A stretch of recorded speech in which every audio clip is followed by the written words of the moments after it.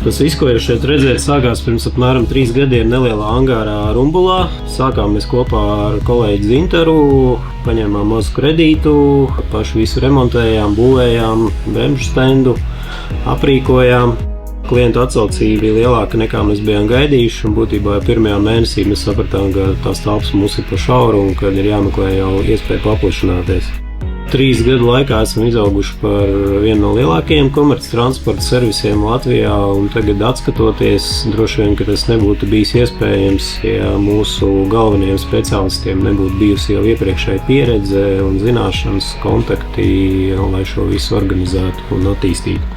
Par savu galveno panākumu šo 3 gadu laikā uzskatām to, ka mums ir izdevies izveidot labu darbinieku komandu, un darbinieki autoremonta jomā tomēr ir pats galvenais faktors, jo šeit ražošanas procesu nevar automatizēt, un lēmumus pieņem un darbus veic cilvēks.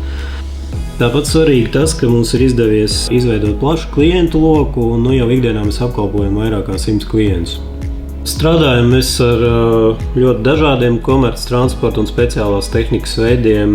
Ja konkrēti, tad remontējam vilcējus, piekabes, autobusus, būvniecības un komunālo tehniku, traktorus, arī bīstamo kravu pārvadāšanas piekabes, tāpat dažādas iekārtas un aprīkojumi, kā piemēram liftus, celtņus, sūkļus un tam līdzīgi. Atsevišķs darbības virziens mums ir arī militārās tehnikas remonts. Esam ieguvuši licenci darbam ar bruņu tehniku.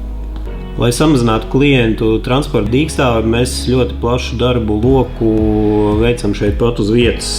Pats par sevi saprotams, ka mēs veicam dažādus vienkāršos darbus, kā apkopes, sagatavošanu tehniskajai apskatei, ritošās daļas un bremžu sistēmas remontus, bet strādājam arī ar sarežģītākiem mezgliem, remontējam dzinējus un transmisiju. Tāpat mums ir autoelektriķis, kas var tikt galā ar elektrības un elektronikas problēmām. Remonta process, protams, sākas ar diagnostiku, ko mēs varam veikt gan ar vairākām datordiagnostikas iekārtām, gan ar bremžu stendu. Bremžu stends, protams, pēc remonta jau noder arī, lai kontrolētu paveiktā darba kvalitāti.